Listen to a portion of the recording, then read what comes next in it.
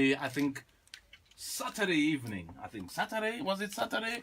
When the weather just changed and it was just cold. But we survived. I have to say the World Cup kept us going.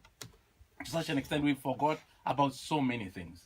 So many things. Anyway, as promised in the studio, Rofaramo.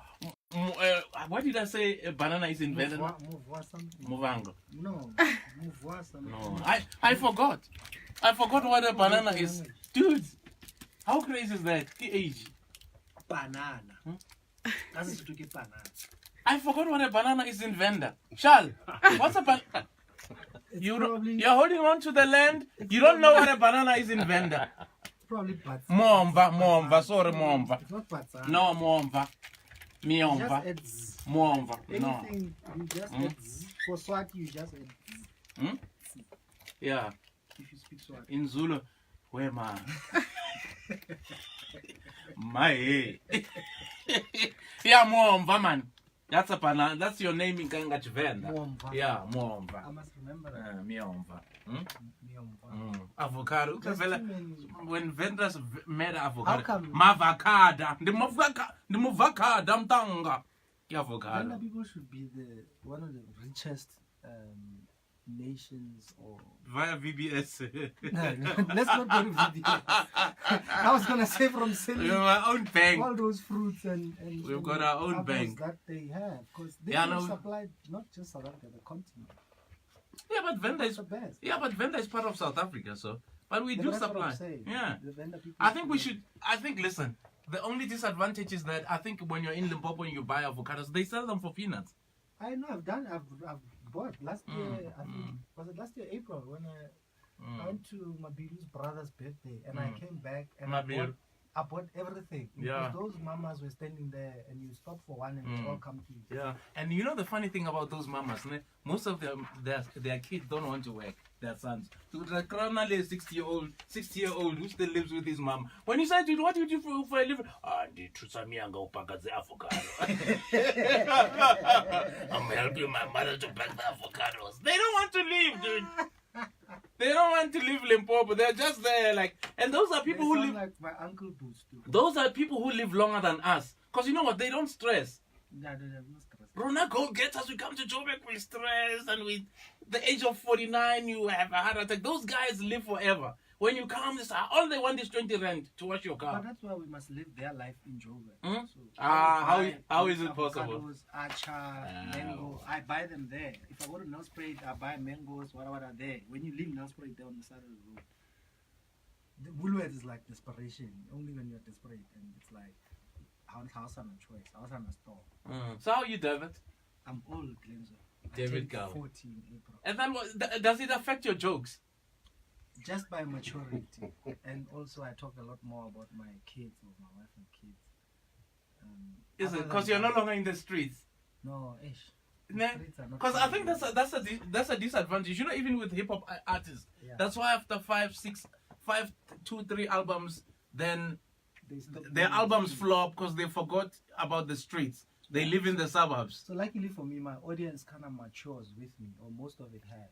I'm actually now trying they to experience the same the kind of problems you experience, and then you turn them into jokes. I'm trying to catch up with the youngins and find out what they're doing out there. Nah, no, I'm a movie now. Huh? They're living a movie. These people. Yeah. The young people. Yeah. So blacks only. I think when you started blacks only, it was like 14 years ago. Yeah, for 2004. Yeah. Yeah. And Mandela Theatre. And white people took it personal. Some still do. More, I think some black people also take it personal. They speak on behalf of white people. I always ask them on Twitter. I'm like, are you representing? Yeah, but you must understand, fella, we have a lot of black kids now who go to school with white kids. You know, they go to school together, so they feel guilty. Like, at the back of their minds, they don't understand. There's black lawyers associations, there's black chartered accountants associations. It's the only thing that blacks can get away with. Because white people won't come out and say, why is only, hey! Try the white community. They must do it. We'll go and support it. They must do it. Yeah, it will be funny. Because listen, it is comedy. I'm going to do it. It is comedy. I know I used to have a song by Onsulade called Black Man. And I used to play it when I was with my white friends. They would just look at me. what a great song, but there's racism in this song. Glen, so this I'll be thing like, has been- dance. Just as much as you used to dance when Bob Marley used to talk about racism and you were dancing to the music. You know how white people, when Bob Marley is singing, yeah, them take our land, and they dance. Because they never stop play, and make sure you wrote some Gosh. lyrics. But it's like it's done exactly what it's supposed to do: find black talent and develop. So how did this idea come about? I'm sure you've been asked this question 1,000 times, but I've never asked you this question on 2000. Okay, so Was it your idea only, or you had a white friend? No, so I wanted to perform for black people because my whole career up till then, I was just performing to white people. So Okay. remember my first 2 years, Yes. black people didn't even know me for like 2 years until I was on the Fedro show, Mm. and I moved from Cape Town to Joburg. Yeah, because you're in So Cape for Town. 2 years, I had a career in In Cape Europe. Town, but I was just entertaining white people. And then I moved to Joburg, and then I did Comedy Blackout for 4 years before I started Black Song. But literally, so that I can tell jokes in whatever language I want or to black people. That's why the idea came. So the idea was a rip-off of the whites only from apartheid. Oh, okay. That's why the name came. So we're taking a piece of the actual signs, because our first photo shoot was at Zoo Lake, and there was a toilet there that still had that sign that used to be there of the Whites only. blankets net. Yeah. Yeah. Oh, okay. So I mean, this Blacks Only has been in existence for. For 14 years. Yeah, you told me the first time. Can I say it myself? This guy. You want to hog the limelight. Can I say it? And I'm You're 20 acting years. like these radio bosses who want to be superstars and outshine their DJs. So listen, yeah, this you don't have to comment. Just laugh. So, I mean, what are you planning to do differently this time, dude? What are you doing differently? Please tempt me hold on. Tempt me to dump my gigs and come to your gig. Okay. I've never been to Blacks Only, you know that? No, I know. Every DJ friend of mine, except DJ Zinke, has never been to Blacks Only. When she was pregnant, she had time. Ah, yeah. I think, When she was, no, the right way to use is when she was injured. I think, what do you call the things?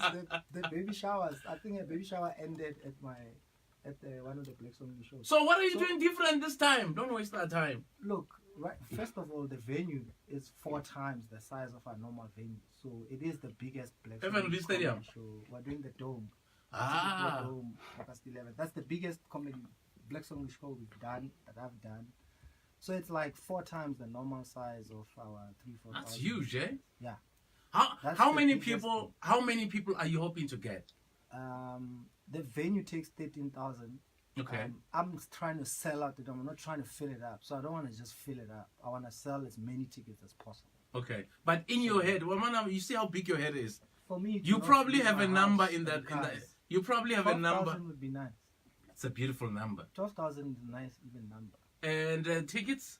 How much tickets a are pop? already at competition, from $250 to 700. When you say from, please be specific, man. From 250, sitting there in the rails where I once stood when Cindy Ngun gave me tickets to Asha, and we found out we were standing right at the back. From there to the front row seats for $775, which the Black Song shows always sell from the front. So the front rows and stuff are already gone. And then we might have suites and VIP up there. But for me, my Black Song audience has never been about that. It's never been like pop champagne and we want VIP. People come, they watch comedy, they're mostly couples, groups of girls, women. They have dinner before, drinks after, and they go home. So it's not a bling bling, poppy. Okay, and the lineup. There's 14 comedians. And it's twice the number of comics I had. Who's the most paid comedian there? On the lineup? Yeah, on the lineup. Come on, man. Just be straight with no. The same amount. No. We all listen. Look, when you book me, I'll give you a number. There's three international, so they cost more because they have flights as well and accommodation. So just for me to have them there, it's costing me a lot of money. Comedians, where are they coming from? Ruben Paul are both from LA. Daliso Chiponda was on Britain's what talent? Got Talent. Britain's Got Talent. I think he came third. He's Malawian, but he's been living in the UK. Skumba, Riyad Musa, Mpo Pops. So remember, with comedy, I mean, Skumba makes a lot of money. He might be the highest paid purely because I know, because I manage him. But I don't know what other people are charging out there. But I try and pay everyone the same when I book them for shows. But depending also on seniority and No, you can't pay. I don't agree with you paying PR. Then seniority and experience. Age, but you look at the people's ideas. Not age. Yeah. No, their experience. Oh, in the business. There's people that killed when you put them on stage. And there's guys that I should charge to put them on Black Song.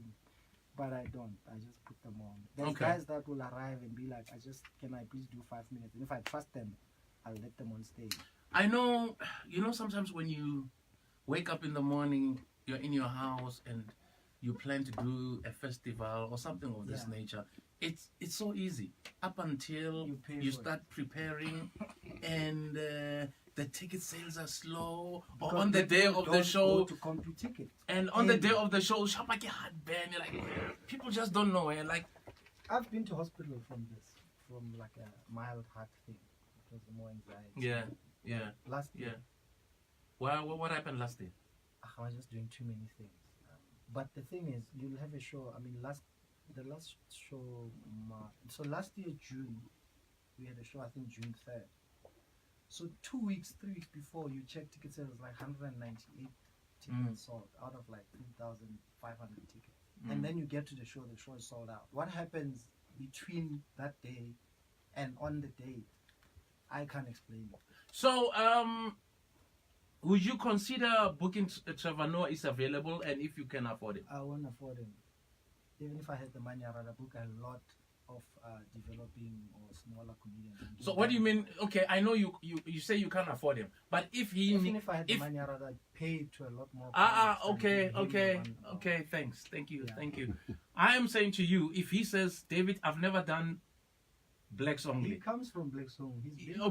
Whatever. Okay, ever since I became rich than you, ever since I bought that apartment for 3.5 million.